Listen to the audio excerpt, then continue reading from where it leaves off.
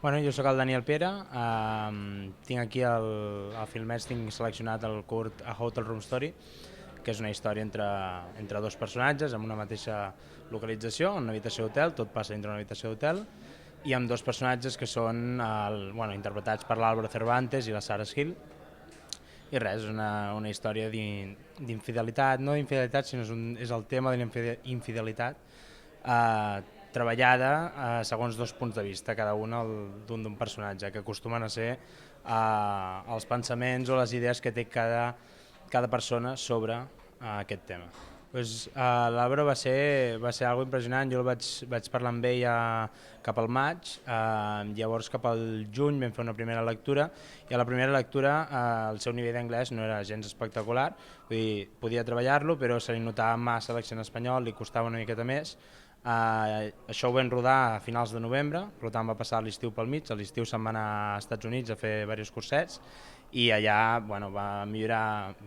molt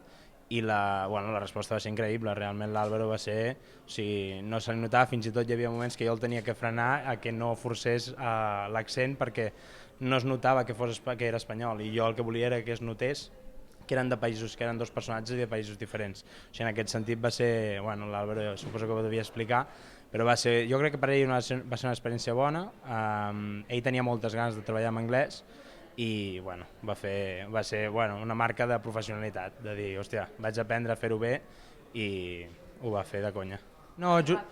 justament és això, justament jo com que normalment la producció la fem entre jo i l'Agnès Buch, que és la meva companya, no tenim una gran productora darrere, som nosaltres mateixos, per tant el primer que miro jo quan faig un curtmetratge, una producció, és que sigui el menys cara possible. Una fórmula que he trobat i és el que una mica, no és que m'hagi especialitzat jo, però sí que he començat a fer jo, és que em dedico a fer, almenys fins ara, quan tingui més diners ja serà una altra cosa, però almenys fins ara he fet curtmetratges que són només en una sola habitació. Això em permet que m'estalvio molts diners en molts sentits, la producció baixa, és tot amb una localització, per tant tinc tot l'equip allà, ni transports ni moviments d'absolutament res, i és complicat perquè és un repte també per mi, pels actors, per tothom, per tot l'equip, perquè és un espai molt reduït, s'ha de concentrar molt tota l'atenció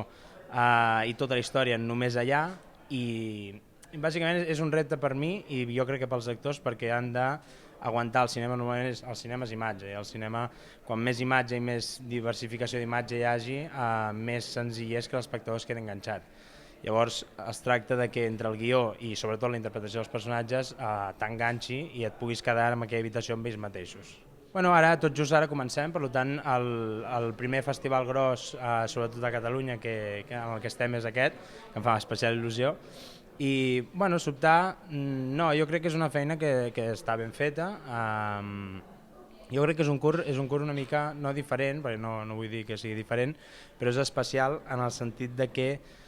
normalment els curts són més espectaculars o tenen algun ganxo molt més fort, alguna cosa molt més espectacular i en canvi el nostre és algo que és molt més pausat, és d'un ritme molt més lent, és potser,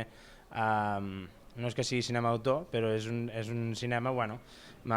més tranquil, amb més diàleg, evidentment, perquè són només ells dos, per intentar fer reflexionar. Llavors, en aquest sentit jo estic content, jo crec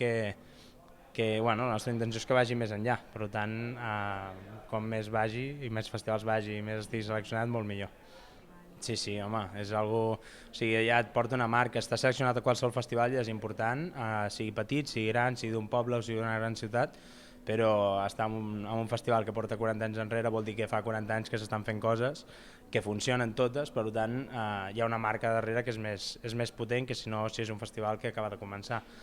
I fa especial il·lusió, sobretot agrair-li a l'Agustí Argelí, que jo crec que és una persona que creu en projectes concrets i creu en persones darrere, les persones que hi ha darrere d'aquests projectes. Llavors, això és d'agrair en un món que no és que siguem un número més, però n'hi ha tants de curtmetratges, hi ha tanta gent que vol ser cineasta que complica a l'hora d'entrar a llocs o arribar a llocs. En canvi, l'Agustí és una persona a la que veu alguna cosa que realment li agrada i creu que té una projecció i confia plenament, i el fet de que sigui el 40 aniversari és encara millor, encara arrodonir-ho més.